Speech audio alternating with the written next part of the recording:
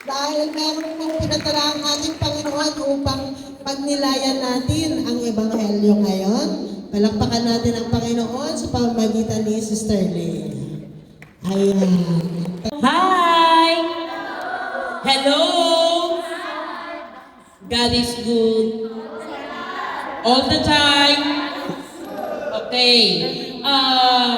Para po sa aking reflection, Marcos 12:28-34. So, ganyan po yung senaryo. Parang nag-ipon-ipon po sila. Tapos bigla po may nagtanong kung ano po yung pinakadakilang utos ng Diyos. Ano po ang sinagot ni Jesus? Sa dami ng utos, ayan po yung lahat na yung involved sa Marcos 12:28-34. So, pero kung napapansin niyo po, ano po yung highlight o ano po yung mga salitang na yung nag-i-exist, kumbaga, o yung naka-bold letters. So, nandiyan po yung Jesus, nandiyan yung God, nandiyan yung love, and nandiyan si Lord. So, dyan lang po umiikot yung ating basahin. Ang unang utos ay ibigin mo ang Diyos o ang Panginoong Diyos mo ng buong puso at buong kaluluwa, buong pag-iisip, buong lakas mo. Sa lahat ng energy, bibigay natin lahat. Lahat ng energy. Siyempre, kay God tayo muhugot ng lakas.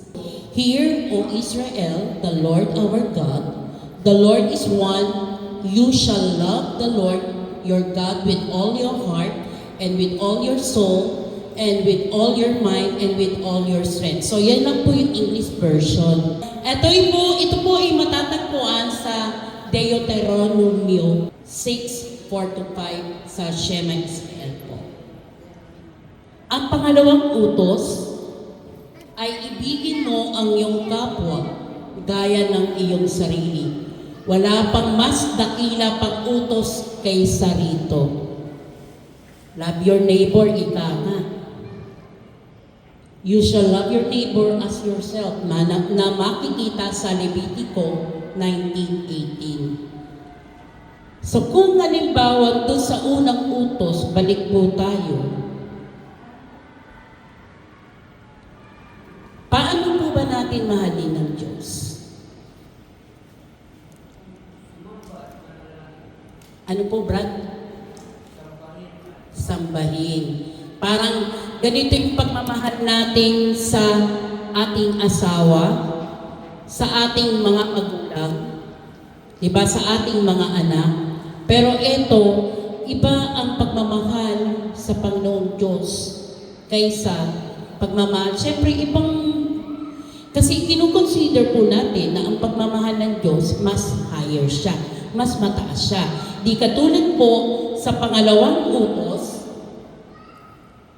neighbor mo. Kasi ang neighbor po, di ba, hindi yung, aside from the kapitbahay, kasama na po dito yung pagmamahal natin sa ating mga kapatid.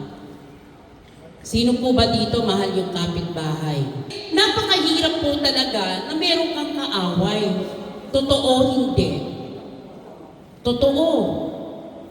Kasi mahirap po talaga.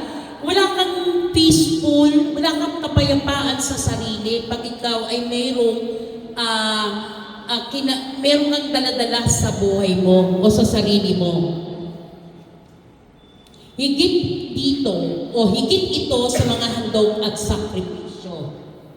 Hindi ka malalayo sa kaharian ng Diyos. Yan yung mga kataga na sinabi ni Jesus sa kanyang mga kasama nung nagtitipon-tipon po sila.